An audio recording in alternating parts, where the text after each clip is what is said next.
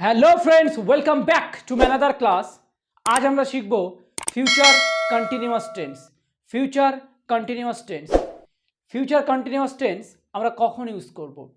Future continuous tense আমরা use করব কোনো কাজ শুরু হয়ে ভবিষ্যতে চলতে থাকবে। আর একবার বলি, কোনো কাজ শুরু হয়ে ভবিষ্যতে চলতে থাকবে, তখন আমরা ফিউচার কন্টিনিউয়াস টেন্স ইউজ করব। ক্লিয়ার? কোনো কাজ শুরু হয়ে ভবিষ্যতে চলতে থাকবে, তখন আমরা ফিউচার কন্টিনিউয়াস টেন্স ইউজ করব। এবার জানবো ফিউচার কন্টিনিউয়াস টেন্সের স্ট্রাকচারটা কি। Subject will be V4। V4 মানে কি? মেন ভার্বের আইএনজি। V4 হচ্ছে মেন ভার্বের আইএনজি, ভার্বের সাথে আইএনজি, ওটাকে শর্টে বলে V4। তারপর অবজেক্ট। ক্লিয়ার? তাহলে subject will be V4 object. আর একবার বলি, আমরা কোথায় ফিউচার কন্টিনিউয়াস টেন্স ইউজ করব? কোনো কাজ শুরু হয়ে ভবিষ্যতে চলতে থাকবে, তখন আমরা ফিউচার কন্টিনিউয়াস টেন্স ইউজ করব। চলো প্র্যাকটিস করা যাক। একটা এক্সাম্পল দিলে সম্পূর্ণ ক্লিয়ার হয়ে যাবে। আমি স্কুলে যেতে থাকবো, তাহলে আমি স্কুলে যেতে থাকবো সাবজেক্ট, তারপর will be, subject will B, তারপর V4 মানে মেন ভার্বের আইএনজি। তাহলে আমি স্কুলে যেতে থাকবো, যাওয়া ইংলিশ কি? গো, তাহলে গোয়িং হবে, গো এর সাথে ING.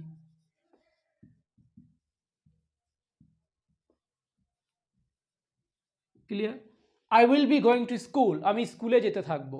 I will be going to school, আমি স্কুলে যেতে থাকবো। আমি কি বলেছি? কোনো কাজ শুরু হয়ে ভবিষ্যতে চলতে থাকবে, তখন আমরা ফিউচার কন্টিনিউয়াস টেন্স ইউজ করব। তো এখানে একদম স্ট্রাকচারটা, সেন্টেন্সটা ঠিক তেমনই। I will be going to school, আমি স্কুলে যেতে থাকবো।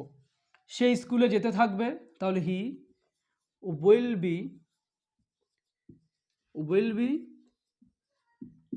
going to school। ক্লিয়ার? তাহলে I will be going to school, আমি স্কুলে যেতে থাকবো, ভবিষ্যতে কাজটি করতে থাকবো। I will be going to school, আমি স্কুলে যেতে থাকবো। He will be going to school, সে স্কুলে যেতে থাকবে। তুমি স্কুলে যেতে থাকবে, তুমি, you will be going to school,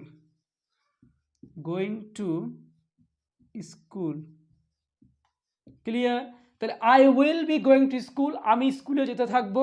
he will be going to school, সে স্কুলে যেতে থাকবে। You will be going to school, তুমি স্কুলে যেতে থাকবে। এখানে যদি সাবজেক্টটাকে চেঞ্জ করি, এখানে দে দিয়ে বলি দে, তাহলে they will be going to school, তারা স্কুলে যেতে থাকবে। They will be going to school, তারা স্কুলে যেতে থাকবে।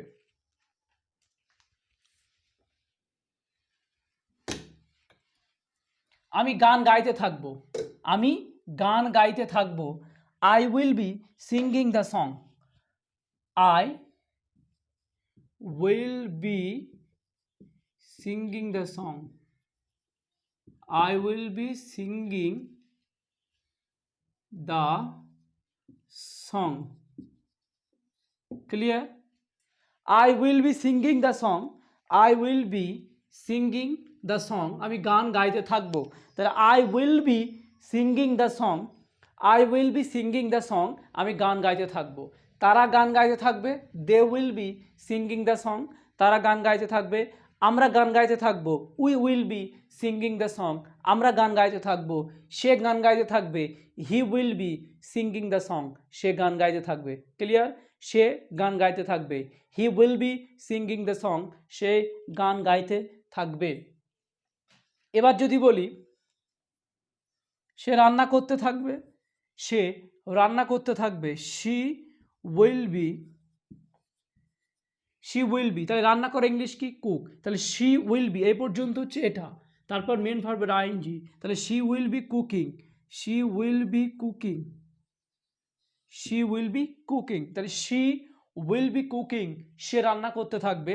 শি উইল বি কুকিং, সে রান্না করতে থাকবে। সে আসতে থাকবে, শি উইল বি কামিং। সে পড়তে থাকবে, শি উইল বি রিডিং। সে দেখতে থাকবে, she will be seeing. Clear?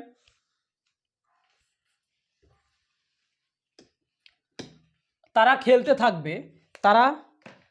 থাকবে, they will be playing football, তারা ফুটবল খেলতে থাকবে। দে উইল বি প্লে, তাহলে দে উইল বি প্লে, প্লের সঙ্গে আইএনজি হবে, তো they will be playing football, তারা ফুটবল খেলতে থাকবে। They will be playing football, they will be playing football, তারা ফুটবল খেলতে থাকবে। They will be playing football, তারা ফুটবল খেলতে থাকবে। সে ফুটবল খেলতে থাকবে। He will be playing football. Clear? They will be playing football, তারা ফুটবল খেলতে থাকবে। He will be playing football, সে ফুটবল খেলতে থাকবে।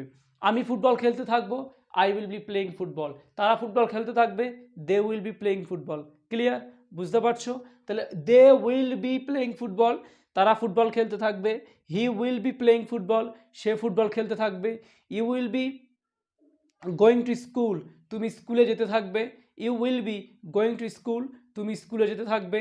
সে আমার মা রান্না করতে থাকবে। My mother will be cooking, my mother will be cooking, আমার মা রান্না করতে থাকবে। আই উইল বি রিডিং বুক, আমি বই পড়তে থাকবো। আই উইল বি রিডিং বুক, আমি বই পড়তে থাকবো। এবার যদি নেগেটিভ করি, এই কথাগুলোর নেগেটিভ আমরা কিভাবে বলবো? এই কথাগুলোর নেগেটিভ আমরা কিভাবে বলবো? যে আমি পড়তে থাকবো না, আমি গান গাইতে থাকবো না, আমি দেখতে থাকবো না, আমি ঘুমাতে থাকবো না, আমি স্কুলে যেতে থাকবো না, কিভাবে বলবো? আমি ফুটবল খেলতে থাকবো না, তাহলে এই আই উইল, এখানে একটা নট বসালে সেন্টেন্সটা complete. I will not be playing football, I will not be playing football, I will not be playing football. Okay, আমি ফুটবল খেলতে থাকবো না, আমি ফুটবল খেলতে থাকবো। I will be playing football, আমি ফুটবল খেলতে থাকবো। আমি ফুটবল খেলতে থাকবো না, I will not be playing football, আমি ফুটবল খেলতে থাকবো না। আমি কি ফুটবল খেলতে থাকবো? তখন এটা হবে will I be playing, will I B playing football, will I B playing football, একটা কোশ্চেন মার্ক, মানে এটা কোশ্চেন করছো। আমি ফুটবল খেলতে থাকবো, I will be playing football, আমি ফুটবল খেলতে থাকবো না, I will not be playing football, আমি কি ফুটবল খেলতে থাকবো? Will I B playing football. Clear? এইভাবে যদি কন্টিনিউ প্র্যাকটিস করো, ফিউচার কন্টিনিউয়াস টেন্স ইজিলি হয়ে যাবে। যে আমি ঘুমাতে থাকবো, আই উইল বি স্লিপিং, আমি ঘুমাতে থাকবো না, I will not be sleeping, আমি ঘুমাতে থাকবো না। আমি কি ঘুমাতে থাকবো? Will I be sleeping, will I be sleeping, আমি কি ঘুমাতে থাকবো। ওকে, তুমি স্কুলে যেতে থাকবে, you will be going to school, তুমি স্কুলে যেতে থাকবে। তুমি স্কুলে যেতে থাকবে না, you will not be going to school, তুমি স্কুলে যেতে থাকবে না। তুমি কি স্কুলে যেতে থাকবে? Will you be going to school, তুমি কি স্কুলে যেতে থাকবে। ক্লিয়ার? নেগেটিভ হলে উইলের পরে একটা নট হবে, আর ইন্ট্রোগেটিভ হলে উইলটা আগে আসবে। ইন্ট্রোগেটিভ হলে উইলটা আগে আসবে। ক্লিয়ার? তারা কি, দে উইল বি, একদম সিম্পল একটা দিয়ে বোঝাই, they will be coming, they will be coming, তাহলে দে উইল বি কামিং, তারা আসতে থাকবে। এবার তোমার মনে প্রশ্ন জাগতে পারে, তারা আসতে থাকবে না, এটা কিভাবে বলবো? তখন they will not be coming, তাহলে দে উইল বি কামিং, তারা আসতে থাকবে। They will not be coming, তারা আসতে থাকবে না।